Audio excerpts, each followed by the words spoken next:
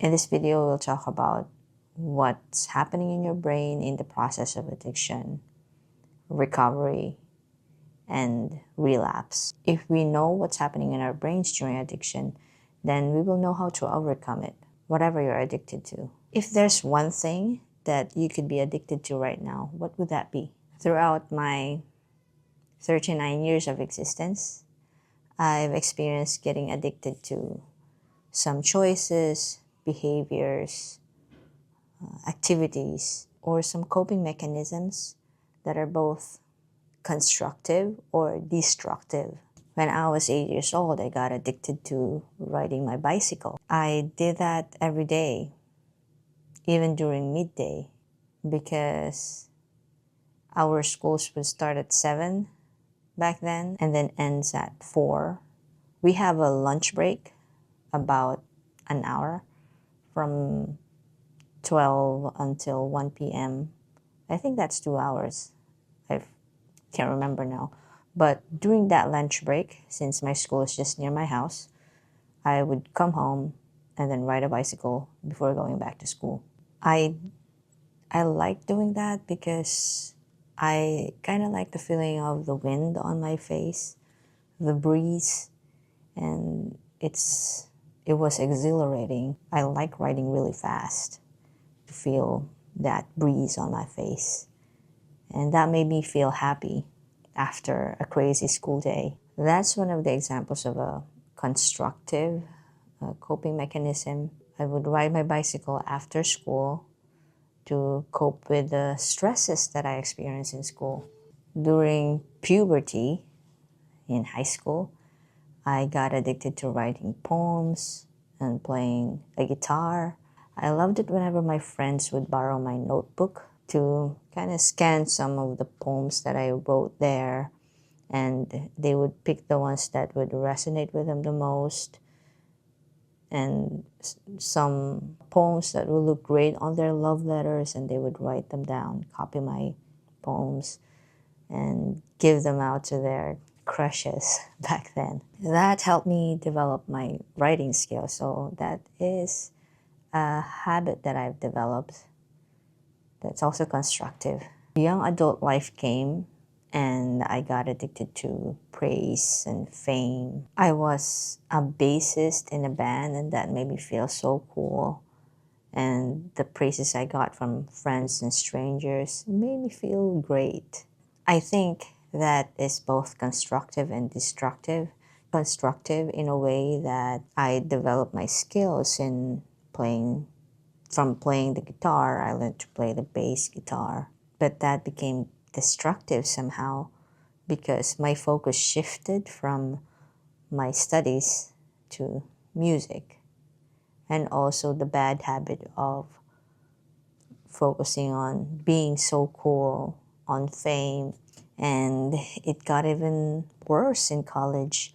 I got addicted to online games, watching my character get stronger and stronger after each skill, after each level up. As I experienced this new world in front of me, that really felt amazing. That world became my escape from the real world, meaning all the stresses I get to experience in college. For me, back then, it was really rewarding, but if you think about it, it's really destructive. The real reason why I allowed myself to be indulged in that was because I didn't want to take Bachelor of Science in Nursing in college. I really didn't want to be a nurse. I never thought about becoming a nurse, but I was a coward and I wasn't confident enough to push through with what I wanted to do with my life. So I just let others control me. Letting others control me made me feel that I lost control. So playing online games made me feel like somehow I'm in control, as well as joining the band. At least during those days, I found some coping mechanisms that at least made me feel that on some parts of my life, I still have control despite all the expectations that I needed to meet. Constructive coping mechanisms are behaviors or choices in life that lead to addictions with a benefit, which is primarily personal development. The destructive ones are behaviors or choices in life that lead to addictions that produce more pain eventually. One example of the latter was a type of addiction that I have experienced as an adult, getting addicted to some people.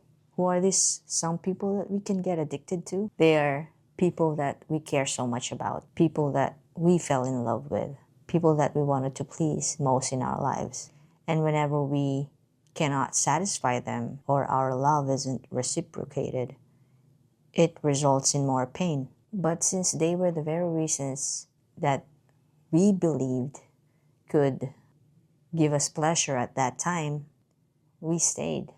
That's addiction. Even though we knew the relationship was toxic, we stayed. Other examples of addictions like this, with more likely destructive outcomes, are addiction to the use of harmful drugs or gambling. And there are others. Most people already know the effects of overindulgence in those type of needs. But honestly, it's not yet too late.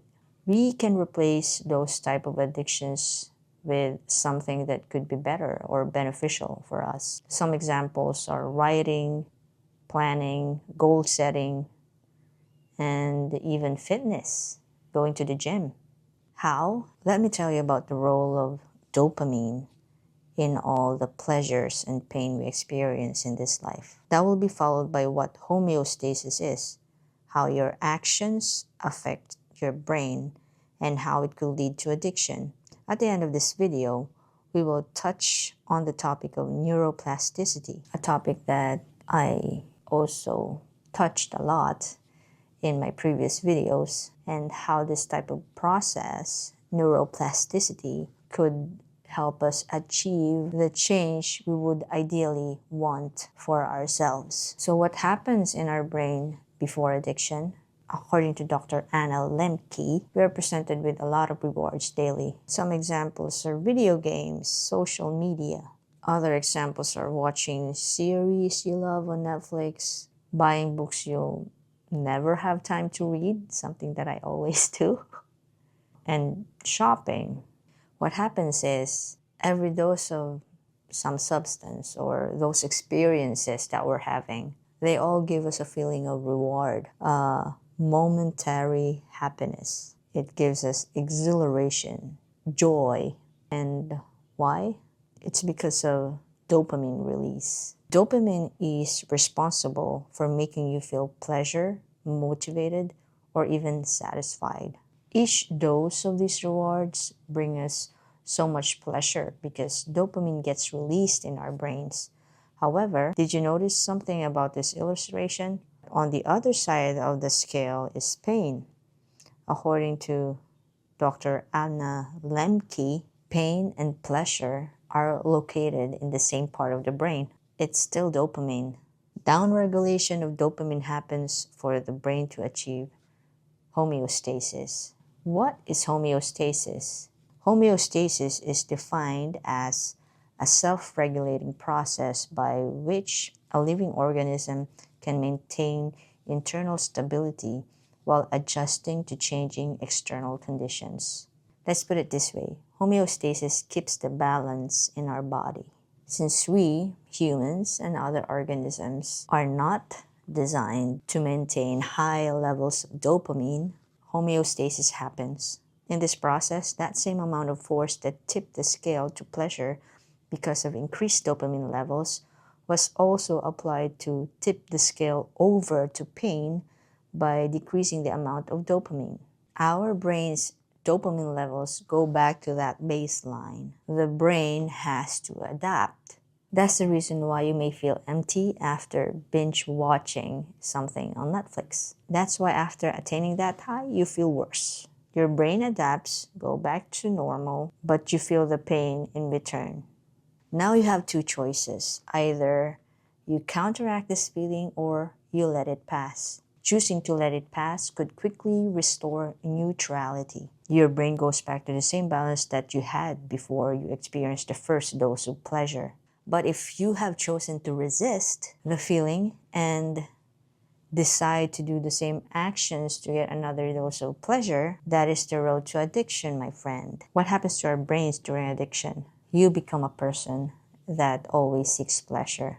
That's the very definition of hedonism. Every time you seek pleasure to counteract the pain that you previously felt after the downregulation of your brain's dopamine levels, the brain adapts again. Suppose this is repeated over and over, where you always choose to resist the pain because it's painful and you don't want to feel it. So you choose pleasure every time for hours, every day, and then you maintain that for weeks that turn into months. In that case, you're training your brain to reach a new baseline, one with a higher set of dopamine levels. It's like when you go to the gym all the time, right? When you're training your muscles to be more stronger, you would first do 5 pounds for each arm when you're lifting, and then 5 pounds isn't working anymore for you. You feel like, oh, this is not enough. So you pick a higher amount of weight. You go to 8 pounds. Oh, 8 pounds is not enough anymore. 10 pounds. Oh, 10 pounds is not enough anymore. I go to 15 pounds and then 20 pounds. Your muscles got stronger because your body got used to that amount of weight. It's the same with our brains. The more you do something, the more you choose pleasure. That level of pleasure heightened. And then, voila, you have a new normal. Once your brain is used to higher baseline levels, the same amount of dopamine that made you happy the first time would no longer be enough to satisfy you.